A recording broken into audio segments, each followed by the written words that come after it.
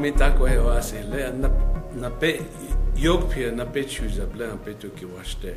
My name is Larry Salway, and I greet every one of you. I'm going to be discussing the sacredness of the sacred hoop, or the circle of life. Our Lakota people is very important for them and to them, and so we'll be discussing what it means. Our elders, who are the gatekeepers of our culture, our traditions, our values, and our language, are the ones that have taught us how to walk a sacred journey. And they tell us that the Creator left us some laws and some values and some principles to live by in a good way. And these laws are both spiritual and physical. And you know what one of the most simple and basic physical laws is the law of gravity. You throw anything up in the air, it's going to come back down. No matter how hard you throw it, it'll always come back down. And that is the law of gravity. There's a law of sowing, and what you sow, you're going to reap. You put in apple seeds, you won't get orange tree, you'll get apple tree. And so it is, there are some spiritual laws, some principles, some values, and ethics that Creator have gave us. And if we're to live by them, and if we live by them, we live in what they call a good way, or we walk the red road. So I want to explain just a little bit to you about the significance of the circle of life, or the medicine wheel. You see that it's in a circle. And our people, years ago, before the coming of the European, they always pitched their tent in a circle. And all the doors faced the east. And the reason why they did this, that was the beginning of a new day, the rising of the sun. And so circle was very significant. And not only was that, but the teepees were made in a circle. And our elders say that the birds build their nest in a circle. Now, who told them to do it this way? They say that the earth, Mother Earth, is in a circle. They say that the stars are in a big circle. The moon is a circle. The sun is a big circle. And so all of life is revolved around each other. What they teach us is that the earth, creatures, creation, all of these are related or interrelated. And that's why the circle is so significant.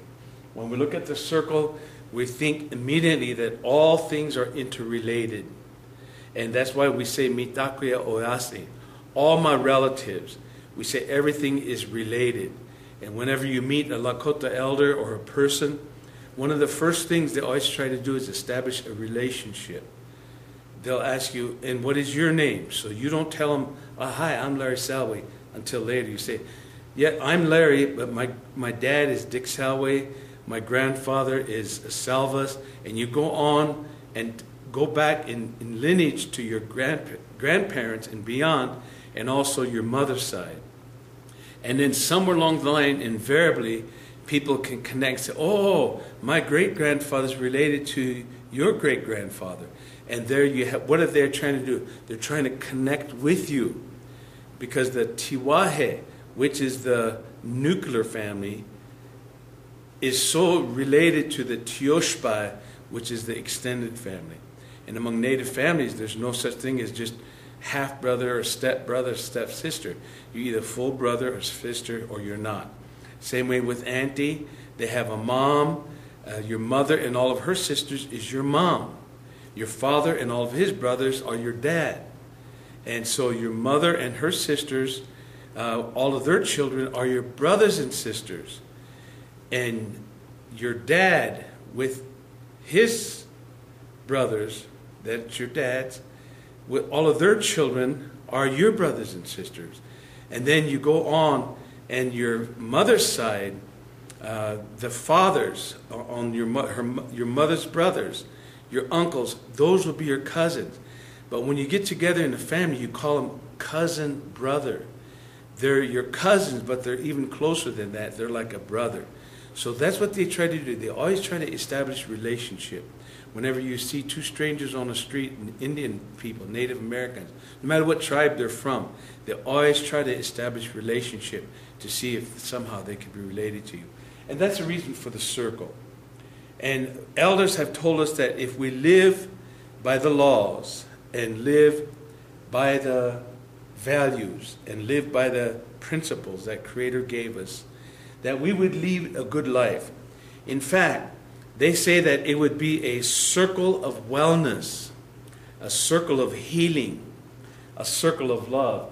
In fact, we've said it this way, that wellness is restoring the hoop that has been broken by each one of us individually. It's restoring the broken hoop so we can walk in harmony, in balance, in beauty, and in peace or wisdom on the red road to recovery. It includes and encompasses healing of the whole person, the whole individual. There has to be spiritual healing. There has to be cognitive healing, the thought process. There has to be emotional healing. And then, and only then, can there be physical or behavioral healing. So when we do this, we walk in wisdom or in peace, as long as we keep the circle intact. We walk in beauty, beauty that comes from inside. We walk in harmony with all things. We walk in balance with our own inner psychic, inner being, and we walk in love. And that's what keeps the circle strong. And we're going to discuss that a little bit more in detail in the next segment.